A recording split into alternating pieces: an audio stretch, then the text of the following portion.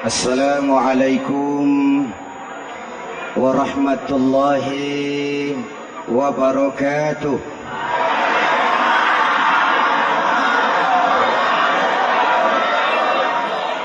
Alhamdulillahi rabbil alamin.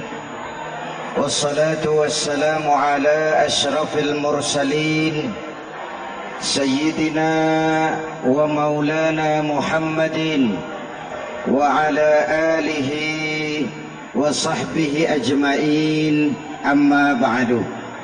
Para ulama yang saya muliakan, hadirin hadirat ma'asyiral muslimin yang saya cintai, banyak kita alami perubahan-perubahan yang terjadi, baik perubahan yang menyangkut sosial budaya, lebih-lebih yang menyangkut sosial politik. Yang tidak banyak mengalami perubahan adalah sosial ekonomi. Bahkan angka kemiskinan kita naik menjadi 3/5 dari total penduduk kita hidup di bawah garis kemiskinan, dan 20% diantaranya miskin mutlak.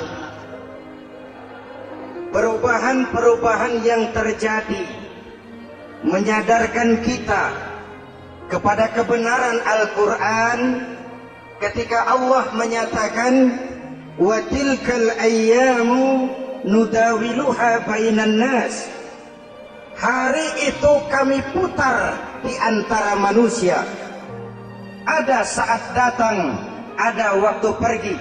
Ada hari lahir, ada saat kembali, ada waktu dilantik, ada saat menyerahkan jabatan. Hari kami putar di antara manusia dan hidup cuma sekadar menunggu giliran. Soalnya kemudian di tengah perubahan-perubahan yang terjadi begitu cepat, what must we do now?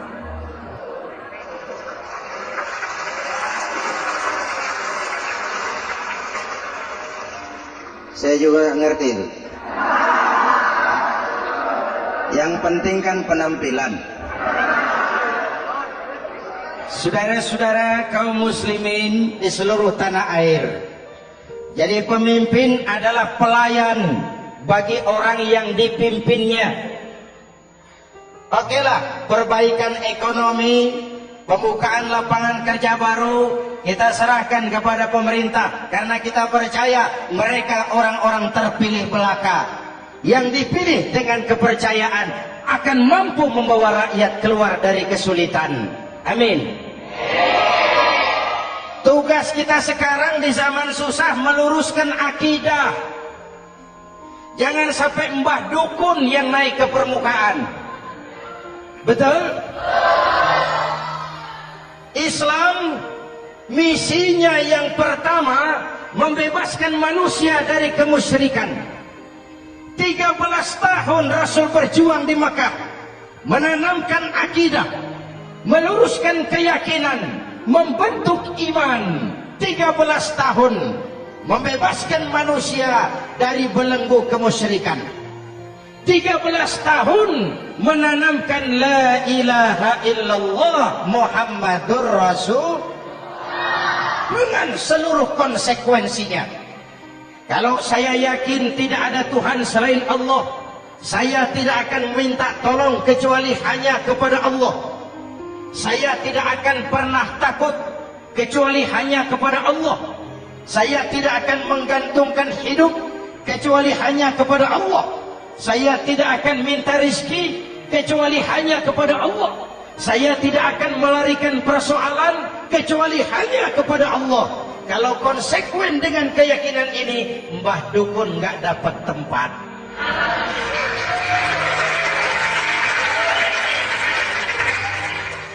Akur? Ayo lihat secara sederhana. Saya sandaran di tiang, tiangnya ambruk, sayanya jatuh. Saya sandaran di tembok, temboknya runtuh, saya juga runtuh. Saya sandaran kepada orang kaya, dia jatuh miskin, saya bangkrut. Saya sandaran kepada jenderal, dia pensiun, saya selesai. Tapi kalau saya sandaran hanya kepada Allah, Allah tidak akan pernah miskin, Allah tidak akan pernah lumpuh, Allah tidak akan pernah terpuruk, dan Allah tidak akan pernah berkurang kekuasaannya.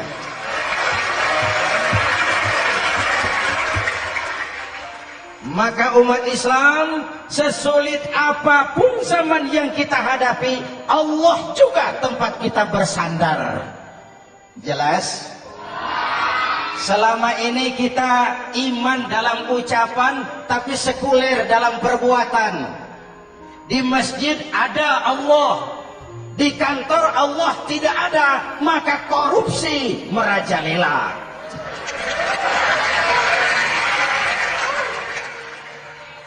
Di masjid ada Allah, di pasar Allah tidak ada, maka timbangan tetap curang.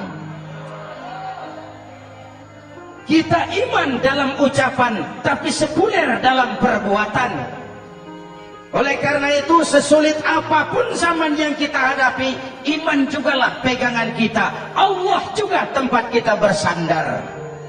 Boleh zaman berubah, akidah jangan sampai goyah. Karena iman kita hidup, untuk iman kita berjuang, dan dalam iman kita ingin kembali menghadap Allah Subhanahu. Selama ini manusia Indonesia kita lebih banyak diisi otaknya, hati sering kosong, agama dangkal, akidah rapuh, moral rendah. Memang kemudian muncul banyak orang-orang pintar, cuma sayang tidak benar. Indonesia kita bangkrut, Indonesia kita terpuruk, Indonesia kita sakit parah kalau diurus orang yang cuma pintar tapi tidak benar. Kita perlu orang-orang pintar, tapi kita lebih perlu orang benar. Jelas? Kalau cuma pintar tapi tidak benar, itu yang sering saya sampaikan, nanti disuruh ngurus beras malah nimbun beras.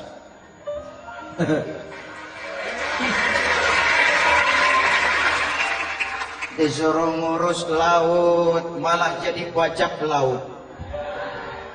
Disuruh ngurus hutan rame-rame jadi orang hutan.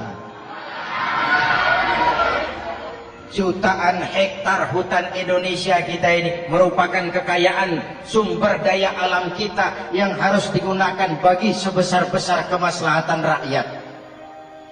Yang disuruh ngurus hukum malah bikin hukum seperti pisau, tajam ke bawah, tumpul ke atas.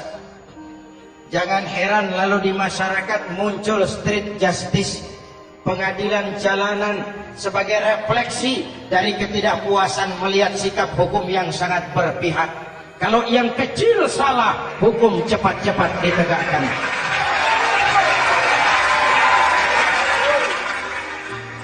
Lihat saja sekarang ini kalau orang terkenal banyak uang punya masalah, antri yang bela. Betul. Tapi saudara lihat si Marsina di Jawa Timur, si Sengkon dan Karta di Jawa Barat, si Udin Bernas wartawan Jogja terseok-seok mencari keadilan, sampai hari ini urusannya masih remeng-remeng.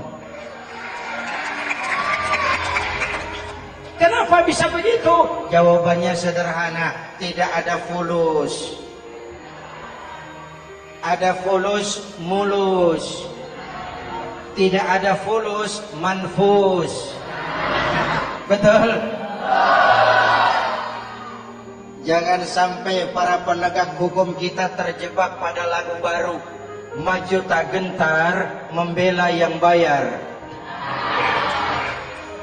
Biar bertentangan dengan nurani, biar bertentangan dengan public opini, biar bertentangan dengan rasa keadilan. Siapa yang bayar, itulah majikan. Mau benar atau salah, belain terus.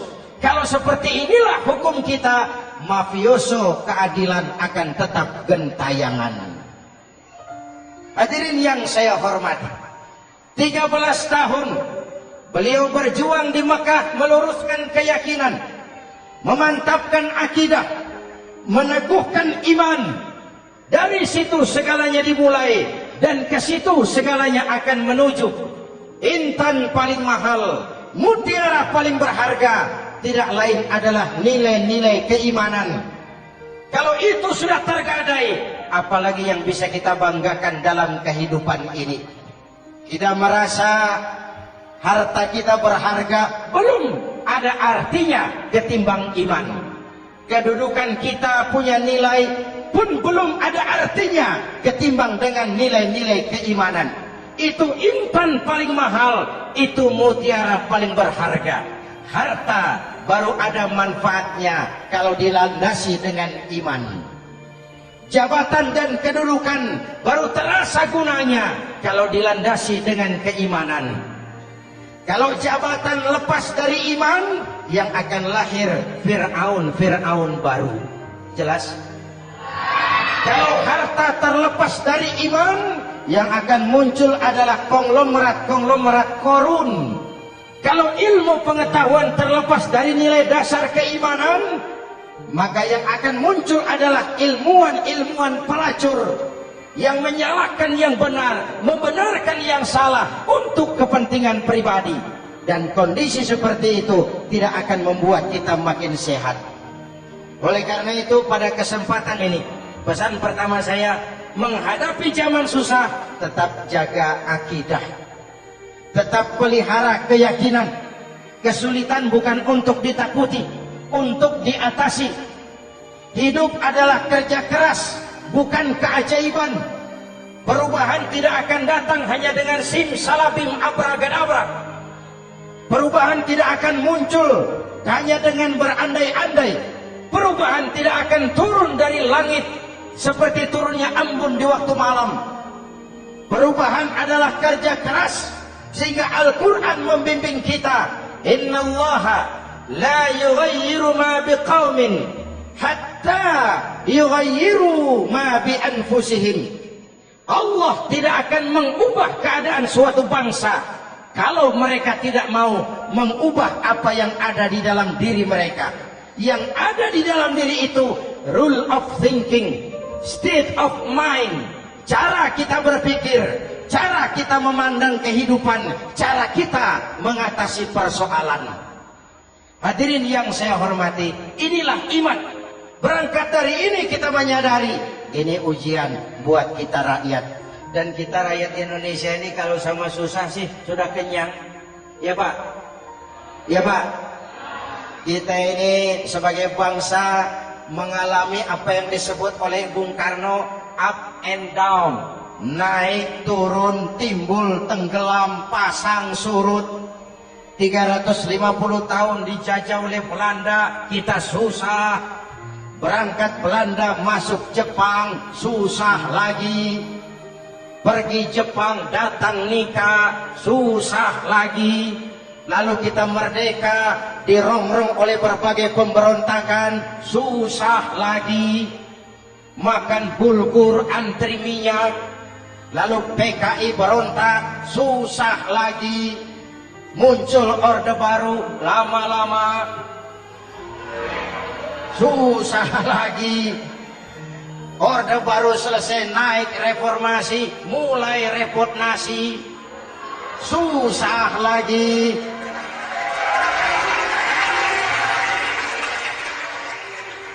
Kalau susah kita ini sudah akrab, sudah intim. Mestinya kalau sudah susah seperti itu, jangan salah sikap menyikapi kesusahan. Jangan sampai kita potong kompas, ambil jalan pintas, terjebak menghalalkan segala cara. Itu tidak akan menguntungkan, itu tidak akan menyelesaikan. Kalaupun selesai, nampaknya penyelesaian sesaat. Dan penyelesaian sesaat bukan penyelesaian yang sebenarnya. Karena itu tetaplah dalam koridor keimanan. Boleh zaman berubah, akidah jangan sampai goyah.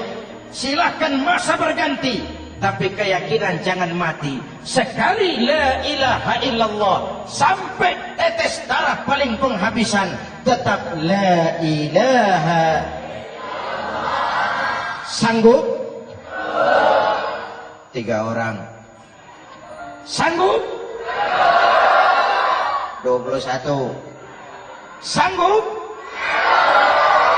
Kalau sanggup kita harus konsekuen. Saudara-saudara di seluruh tanah air, misi yang kedua dari Islam setelah membebaskan manusia dari kemusyrikan, membebaskan manusia dari ras diskriminasi, mengikat manusia dengan tali akidah. Sebelum Islam datang, manusia dibedakan oleh warna kulit, manusia dibedakan oleh faktor keturunan, manusia dibedakan oleh faktor harta dan benda. Adalah Rasul yang mengajarkan, innallaha la yanzuru ila suwarikum wala ila amwalikum walakin yanzuru ila qulubikum wa a'malikum. Allah tidak melihat potonganmu, Allah tidak melihat hartamu. Yang Allah lihat itu adalah hatimu dan amal perbuatanmu. Jauh sebelum Amerika teriak-teriak membanggakan apa yang mereka sebut sebagai Declaration of Independence, Nabi sudah mengajarkan kepada kita semua, An-nas kulluhum li Adam wa Adam min turab la fadla li Arabiyyin ala ujamiyyin illa bittaqwa. Seluruh manusia berasal dari Adam. Adam diciptakan dari tanah. Tidak ada kelebihan Arab dengan yang bukan Arab kecuali takwanya. Jauh sebelum Amerika mencanangkan bahwa semua manusia dilahirkan sama, that all men are created equal. Jauh sebelum itu Islam sudah membebaskan manusia dari ras diskriminasi. Apa dalam konteks kekinian menghadapi zaman susah tetap jaga kerukunan? Ya Pak, ya Bu, oi Bu. Menghadapi zaman susah tetap jaga kerukunan, baik antar umat seagama, antar umat beragama, maupun antar umat beragama dengan pemerintah. Menjaga kerukunan, jangan saling sikat sikut di antara kita. Sebab kalau sudah rukun, saya ajak berhitung, 1 ditambah 1 sama dengan, itu matematika namanya, hasilnya pasti. Tapi angka sosial hasilnya aneh.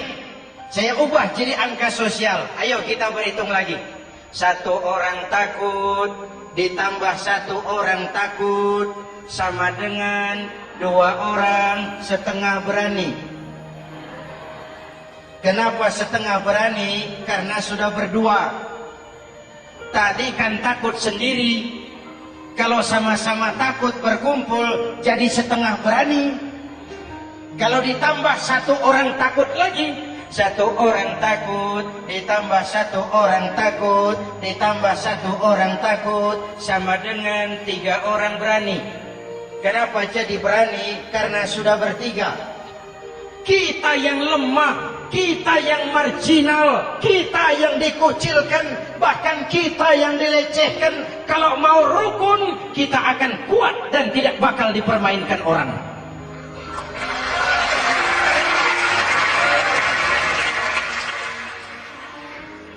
Tapi kalau rukunnya yang satu mau menikam yang lain, saya ajak berhitung lagi. Yuk berhitung yuk. 1 ekor ayam ditambah 1 ekor musang sama dengan 1 ekor musang. Kemana ayamnya? Dimakan musang. Betul nggak nih hitungan? Ayo kita hitung lagi. 1 ekor ayam ditambah 1 ekor musang sama dengan 1 ekor musang. Kemana ayamnya? Dimakan musang. Jadi kalau kita suka kumpul dengan orang yang mau makan kita, selesailah kita.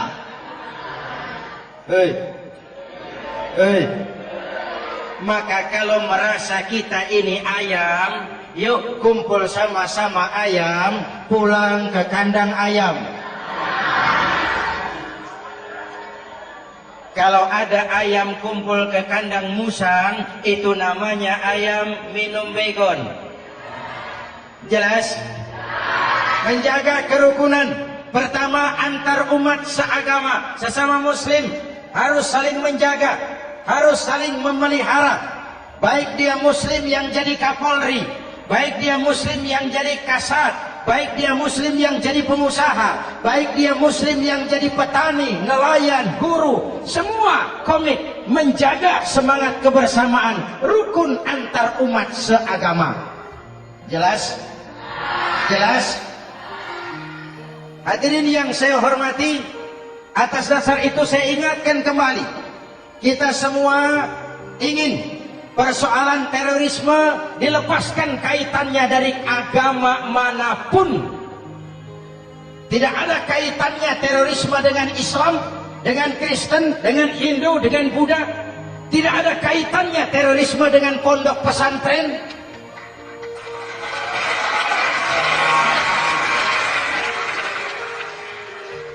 Jangan sampai pesantren jadi kambing hitam. Karena sejak zaman penjajahan, pesantren sudah terbukti memberikan kontribusi bagi perjuangan memerdekakan rakyat Indonesia. Rukun antar umat seagama. Yang kedua, rukun antar umat beragama. Islam ini rahmatan lil. Jangankan manusia walaupun berbeda agama, binatang saja dihormati. Ada hadis, fa iza zabahtum fa ahsinuz zibhata. Kalau kamu menyembelih hewan, sembelihlah dengan cara yang terbaik. Jangan menyembelih ayam dengan pisau tumpul. Itu namanya tidak berperi kebinatangan.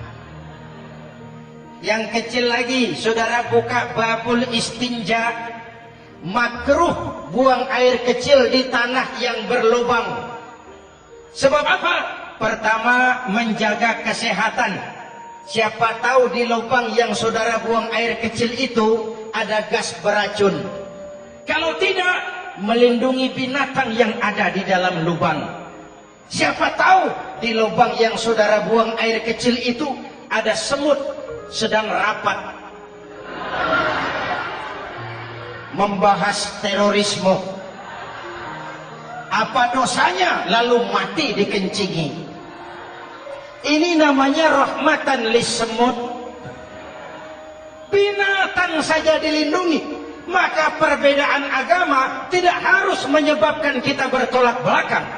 Perbedaan agama bukan alasan untuk saling bermusuhan. Apalagi kita sudah menyadari tentang kemajemukan kita, tentang kebinekaan kita, tentang keragaman kita. Rukun antar umat beragama. Saling menghormati, saling menghargai, tapi tetap dalam batas lakum dinukum. Lalu rukun antar umat beragama dengan pemerintah. Hadirin yang saya hormati, yang benar kita dukung, yang salah kita perbaiki dan kita tegur menurut cara-cara yang diajarkan oleh agama kita. Dan sholat berjamaah, pendidikan bernegara yang paling bagus. Tadi kita sholat ada imam, ada makmum, betul? Makmum wajib ikut imam kalau imam benar sholatnya. Rakyat wajib ikut pemimpin kalau pemimpin benar mimpinnya. Masyarakat Islam ini loyal. Masyarakat Islam ini bukan pemberontak. Masyarakat Islam ini taat dan setia. Kapan? Kalau imamnya benar. Imam takbir, makmum.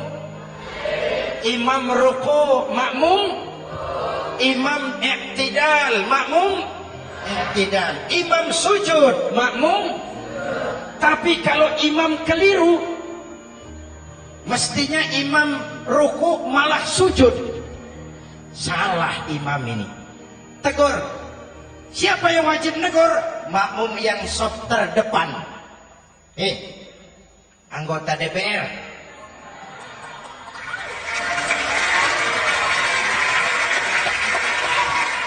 Ini wakil-wakil makmum ini. Saf di depan ini. Kalau imam keliru mereka paling tahu. Ngomong. Tegur. Bagaimana negurnya? Ada aturan main. Mestinya ruku, imam sujud. Salah ini imam. Subhanallah. Kan begitu negurnya. Betul? Tidak boleh juga imam keliru, makmum emosi. Main pegang. Woi, makmum salah. Hoi.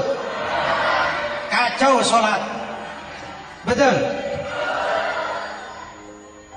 Anggota dewan ini, saf di depan. Itu kalau imam keliru. Satu saat imam buang angin. Namanya manusia bisa buang angin toh. Apa makmum lalu berkata, demi kesetiaan saya kepada imam, imam buang angin, saya lebih keras lagi. Itu namanya fanatisme buta, loyalitas yang goblok. Imam buang angin, minggir. Iyyaka na'budu wa iyyaka nasta'in. Sampai situ imam buang angin, minggir imam. Lalu saf yang di depan maju. Tidak usah bikin sholat baru, teruskan pekerjaan imam. Ihdinas siratal mustaqim. Teruskan. Kenapa? Kalau bikin sholat baru lagi, nanti buang angin lagi. Bikin lagi sholat. Kapan selesainya sholat? Kapan selesainya membangun negara ini? Yang penting imam tahu diri, buang angin, minggir.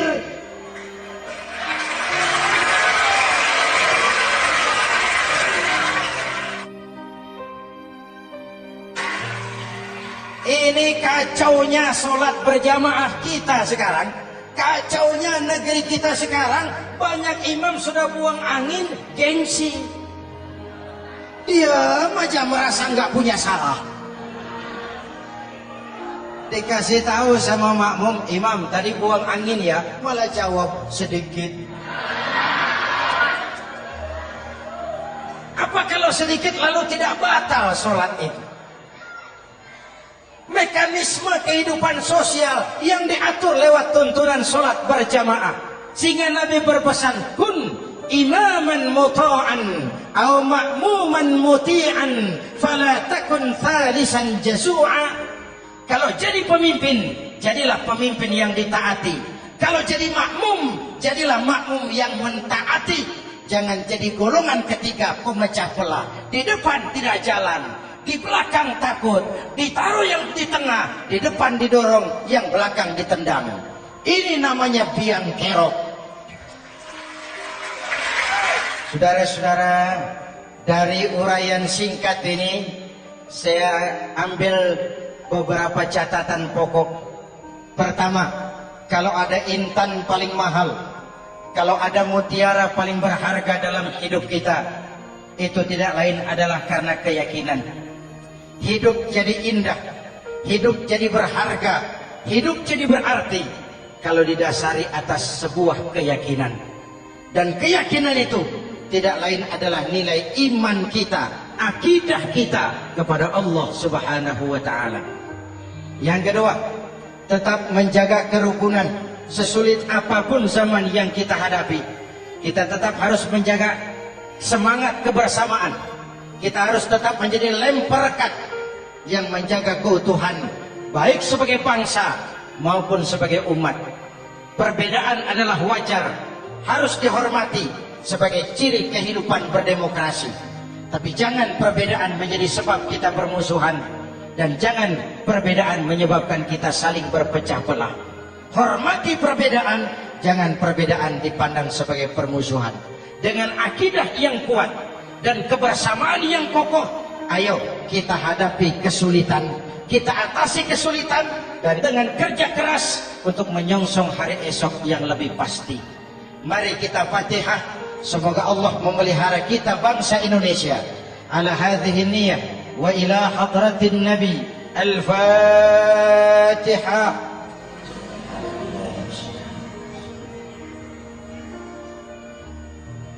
Iyyaka na'budu wa iyyaka nasta'in. Ihdinas siratal mustaqim. Siratal ladzina an'amta 'alaihim. Bismillahirrahmanirrahim. Amin. Alhamdulillahi rabbil alamin. Allahumma salli wa sallim wa barik ala sayyidina Muhammadin wa ala alihi wa sahbihi ajma'in. Allahumma rabbana taqabbal minna salatana wa siyamana wa qiyamana wa takhassu'ana wa ta'abbudana wa tammim taksirana ya arhamar rahimin. Allahumma aslih man fi salahihi salahul muslimin. Allahumma ahlik man fi halakihi salahul muslimin. Allahumma rabbana la tu'akhizna in nasina aw akhtana. Rabbana wa la tahmil alaina isran kama hamaltahu ala alladhina min qablina. Rabbana wa la tuhammilna ma la taqata lana bih. Wa'fu 'anna waghfir lana warhamna. Anta maulana fansurna 'alal qaumil kafirin. Allahumma ij'alna minas su'ada'il maqbulin wa la taj'alna minal asqiya'il mardudin. Afdalu ma qultuhu ana wan nabiyyuna min qabli. La ilaha illallah.